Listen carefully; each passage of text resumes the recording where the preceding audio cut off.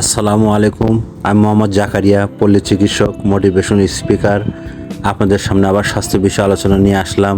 তো সম্মানিত ভিউয়ার্স, আপনারা কেমন আছেন? তো আজকের আলোচনার বিষয়ে অন্যটা অনেকে কমেন্ট করেছে যে আমাদের প্রায় সবার শরীর দুর্বল, মধ্যবয়সী, কম বয়সী, বাচ্চা বয়সী। তো এই দুর্বল শরীরটা কেন হয়, কী কী কারণে হয়, এটি নিয়ে মূলত ভিডিও। তো বন্ধুরা, আপনাদের জন্যেই মূলত ভিডিওটা এখানে আসা বা করা।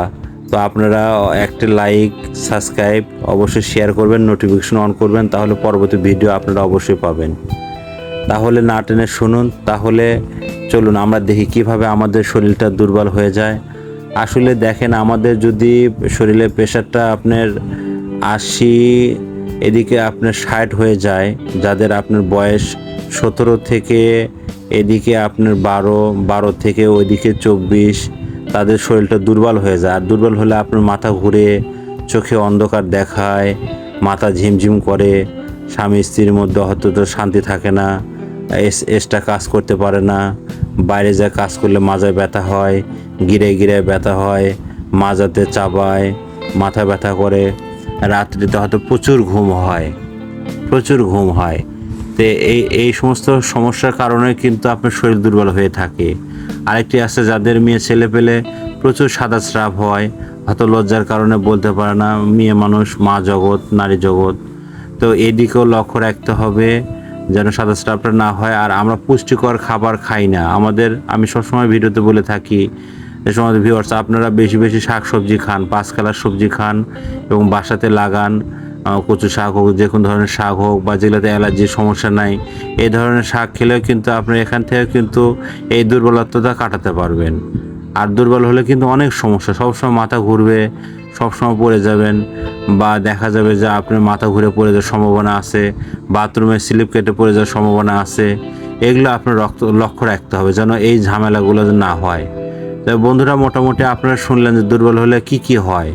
আর যেগুলো আপনার বেশি বয়স হয়েছে আর কি, যাদের 30 থেকে আপনার 40, 45 বা 50, তাদের ক্ষেত্রে ঘটনাটা এরকম দেখবেন যে প্রেশার আপনার হয়তো 60, 80 বা তার নিচে কখনো হাই হয় না।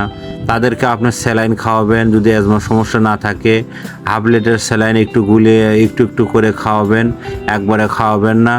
এভাবে আপনার চেষ্টা করলে তার শরীরটা ঠিকই দিকে উঠবে। তাদেরও লো হয়ে থাকে, তাদেরও দেখা গেছে প্রচুর ঘুম হয়, তারাও খাবার খায় না। বা যাদের উদ্দেশ্যে ভিডিও বলছি, আপনারা প্রত্যেকেই সবাই নিজ নিজ দায়িত্ব, আপনারা কৃমির ওষুধ খাবেন। প্রথমত আপনাদের বলে দিই যে আপনারা প্রথমত একটা খাবেন, ছোট বাচ্চা হলে, বা 1 চামচ খাওয়ালেন, আবার 3 দিন পর আবার খাওয়াবেন। আর যদি একটু বয়স হয় তাদের ক্ষেত্রে একটা কৃমি বড়ি খাওয়াবেন, আর 7 দিন পরে আর একটা, আপনার 3 মাস পরে আর একটা, 6 মাস পরে। এভাবে নিয়মতান্ত্রিক চলতে হবে। আর নিয়মতান্ত্রিক না চললে আপনার শরীরটা ঠিক উঠাতে পারবেন না। আর এই লো প্রেশার থেকে ঠিক রাখার জন্য আপনাকে দুধ খেতে হবে, এবং পাতলা করে হোক, এবং শাক সবজি আরও যেগুলো খাবার আছে, এবং লাউ, পেঁপে, এ ধরনের বেশি বেশি আপনাকে ফোকাস দিতে হবে। এবং সয়াবিন পরিহার করে সরষে খেতে হবে। আর পানিটা বেশি বেশি আপনাকে পান করতে হবে। আমরা বলি পানি খায়, পানি কিন্তু কখনো খাওয়া যায় না, পানি আপনাকে পান করতে হবে। তো বন্ধুগণ, আমার 100 বছরের প্রতিষ্ঠান, আমার এখানে ডিসক্রিপশন বোর্ডে ওখানে লেখা আছে হোয়াটসঅ্যাপ, ইমো, ভাইবার, কল, এবং আমাদের কুরিয়ার সার্ভিস ওষুধ দেওয়া হয় এখানে বিভিন্নভাবে। আপনারা যোগাযোগ করবেন, আসবেন, আমাদের জন্য দোয়া করবেন। তো আপনাদের জন্য দোয়া থাকলেও, ভালো থাকবেন, ধন্যবাদ।